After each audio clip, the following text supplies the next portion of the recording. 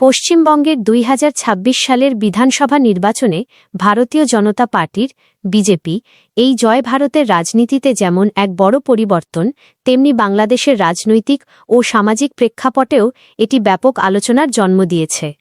মমতা বন্দ্যোপাধ্যায়ের টানা ১৫ বছরের শাসনের অবসান ঘটিয়ে বিজেপির এই উত্থান দুই দেশের সম্পর্কের সমীকরণে নতুন মাত্রা যোগ করতে পারে। বাংলাদেশের সাধারণ মানুষ এবং বিশ্লেষকদের মধ্যে যে উদ্বেগগুলো কাজ করছে তার কয়েকটি প্রধান দিক নিচে তুলে ধরা হল। ১. তিস্তা জলবণ্টন ও অভিন্ন নদী ইস্যু। বাংলাদেশের জন্য সবচেয়ে বড় দুশ্চিন্তার কারণ তিস্তা চুক্তি। মমতা বন্দ্যোপাধ্যায়ের আপত্তির কারণে দীর্ঘদিন এই চুক্তি ঝুলেছিল। এখন কেন্দ্রে এবং পশ্চিমবঙ্গে একই দলের সরকার থাকায় অনেক বাধা দূর হওয়ার সম্ভাবনা থাকলেও বিজেপির আগে নিজেদের স্বার্থ দেখার নীতি বাংলাদেশের পানি বণ্টন দাবিকে কতটা গুরুত্ব দেবে তা নিয়ে সংশয় রয়েছে। ২. সীমান্ত নিরাপত্তা ও অনুপ্রবেশ বিতর্ক। বিজেপি বিভিন্ন সময়ে পশ্চিমবঙ্গে অনুপ্রবেশ ইস্যুটিকে বড় করে দেখিয়েছে।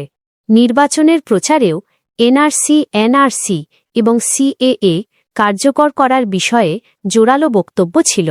এর ফলে সীমান্তে কড়াকড়ি বৃদ্ধি এবং অনাকাঙ্ক্ষিত উত্তেজনার আশঙ্কা করা হচ্ছে, যা বাংলাদেশের জনমনে উদ্বেগের সৃষ্টি করেছে। ৩. বাণিজ্যিক ও আঞ্চলিক সংযোগ। পশ্চিমবঙ্গ বাংলাদেশের প্রধান বাণিজ্যিক অংশীদার এবং ট্রানজিটের জন্য গুরুত্বপূর্ণ। সরকার পরিবর্তন হওয়ায় এই বাণিজ্যিক সম্পর্ক বা স্থলবন্দরের কার্যক্রমে কোনো প্রশাসনিক ধীরগতি বা নতুন কোনো শর্ত আসে কিনা তা নিয়ে ব্যবসায়ীদের মধ্যে পর্যবেক্ষণ চলছে। ৪. সাম্প্রদায়িক সম্প্রীতির ওপর প্রভাব। বিজেপির রাজনৈতিক আদর্শ এবং পশ্চিমবঙ্গের পরিবর্তিত রাজনৈতিক আবহাওয়ার প্রভাব বাংলাদেশের সাম্প্রদায়িক সম্প্রীতির ওপর পড়তে পারে বলে কেউ কেউ মনে করেন। বিশেষ করে সামাজিক যোগাযোগ মাধ্যমের যুগে সীমান্তের ওপারের রাজনৈতিক উত্তাপ এপারের জনমানসেও প্রভাব ফেলে।